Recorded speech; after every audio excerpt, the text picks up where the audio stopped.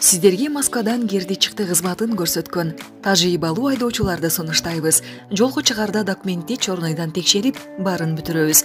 Өзүбүз без пересадка алып кирип чыгабыз. Толук маалыматты төмөнкү номерлер аркылуу Бакыт мырзадан алсаңыздар болот. 8964 655 35 90 8977 852 00 81 24 саат байланыштабыз.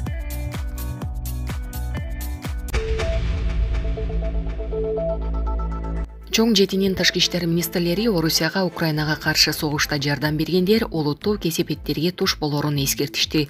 Жапониянын Каруицава шаарында өткөн 2 күндүк сүйлөшүүдөн кийин башкы дипломаттар Москвага каршы жаңы санкцияларды жарыялаган жок.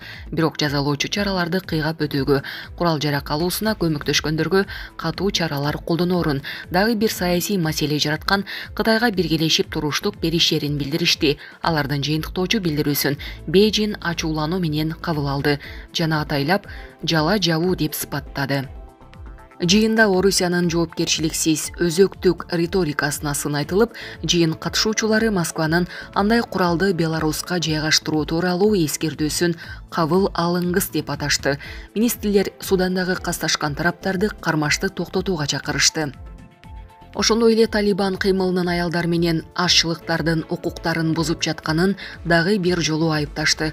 Алар бейөкмөт уюмдарда жана бууда иштеген аялдарга тиешелүү тыюуну кабыл алыңыз чечим деп атап, аны жокко чыгарууну талап кылышты. Талибан бир нече апта мурун жергиликтүү аялдар эл аралык уюмдун кеңселеринде иштей албайт деп эскерткен. Бу Угандык аял кызматкерлеринин иштөөсүнө салынган тыюуну кабыл алыңыз кыз келиндердин укуктарын одоно бузган чечим деп сыпаттаган жана ал өлкөдө калып калбоо маселеси караларын билдирген. Чоң жетиге Британия, Германия, Италия, Канада, Франция, Жапония жана АКШ кирет. Булак Азаттык. Кыргызстанга экономикалык санкция салынышы мүмкүнбү? Адистин жообу. Сапардын анонсунда Америкалык финансы министрлиги тарабынан Кыргызстанга глобалдык экономикага катышууну сактап калуу же Россиялык согушка колдоо көрсөтүү менен дүйнөнүн эң маанилүү рыноктарынан кол жууну тандоо сунушталары айтылган. Туура эмес тандоо жасалса, Кыргызстанга санкция коркунучу барбы деген суроого экономист Кубат Рахимов өз оюн айтты. Адис Спутник Кыргызстан радиосуна курган маегинде АКШ таңуулап жаткан тандоо саясий өңүттө жасалып жатканын белгиледи. Суроо туура эмес коюлган. Ал эми экономикалык көз караш менен ала турган болсок, анда биринчи кезекте сандарды карашыбыз керек.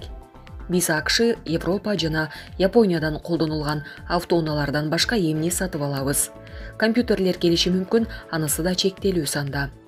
Биз батыштагылар 3-чү дүйнө деп атаган мамлекеттер менен жакшы соода жүргүзөбүз. Мен дагы биздин негизги экономикалык өнөктөш болгон ЭЭП мамлекеттерин айткан жокмун. Бизге бир нерсе деп айтуу да мүмкүн эмес. Себеби Россияга санкциялык товарларды жеткирген масштабтуу логистикалык уюмдар ачылган жок, деди Рахимов. Анын айтымында Кыргыз Республикасындагы айрым компаниялардын санкцияга илинип калуу коркунучунун деңгээлин аныктоо үчүн коңшу мамлекеттердеги ушундай эле көрүнүштөргө анализ жасаш керек.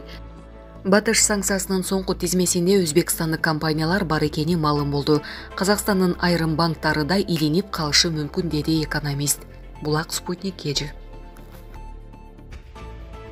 Казакстанда көзүнө сурма чыгарткан аял көз жумду. Уст-Каменогородский сулуулук салонундагы процедурадан кийин аял каза болду.